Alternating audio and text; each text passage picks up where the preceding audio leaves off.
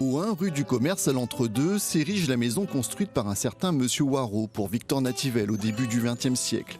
Une case rurale typique avec son toit à 4 pans, ses murs en bardeaux de bois de tamarin, ses ferrures et son lambrequin original, autant de particularités qui ont incité son inscription aux monuments historiques en 1996. Il faut savoir, pour la petite histoire, que les lambrequins dataient de l'inspiration des papiers peints dans les années 1900. Le lambrequin, c'est une petite anecdote, est beaucoup plus ancien que la maison.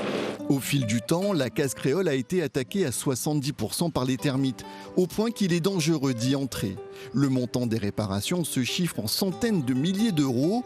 Ce patrimoine en péril pourra être sauvegardé grâce au loto du patrimoine, au détriment d'autres chantiers, selon certains.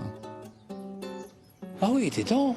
De toute façon, comme qu'il est, tôt ou tard, déjà les gens en morceaux. Comme qu'il voit là, tout le monde y va. Bah, les temps arrangent. C'est tout. Mais s'il fait, il ne faut pas faire que ça. Il y a beaucoup de choses à faire aujourd'hui. C'est pas que taper une vieille case. Pas de chemin à vous faire, pas d'alter à souffrir.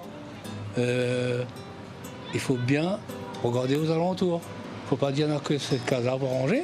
Il y a beaucoup de choses à vous faire. Ah ben c'est bien, c'est très bien ça. Oui. Ben dis donc. Et vous la connaissez cette maison? Depuis quand vous la connaissez cette maison? Bon ben je suis née ici, donc je connais, par cœur. Je suis tombée sous le charme de cette maison. Elle a vraiment des atouts exceptionnels, son lambrequin, les bardeaux, etc. Je suis fan de case créole, donc franchement, je suis restée vraiment sur le charme. À chaque fois que je viens là, d'ailleurs, je vais prendre un petit café en face, je la contemple, vraiment, je vais la prendre en photo de tous les côtés. J'aime beaucoup cette case. Pour Aïcha, la toute nouvelle jeune propriétaire, depuis une donation de ses parents il y a 4 mois, la rénovation de cette maison lui tient tout particulièrement à cœur. On pourra vraiment redonner une seconde vie à cette maison.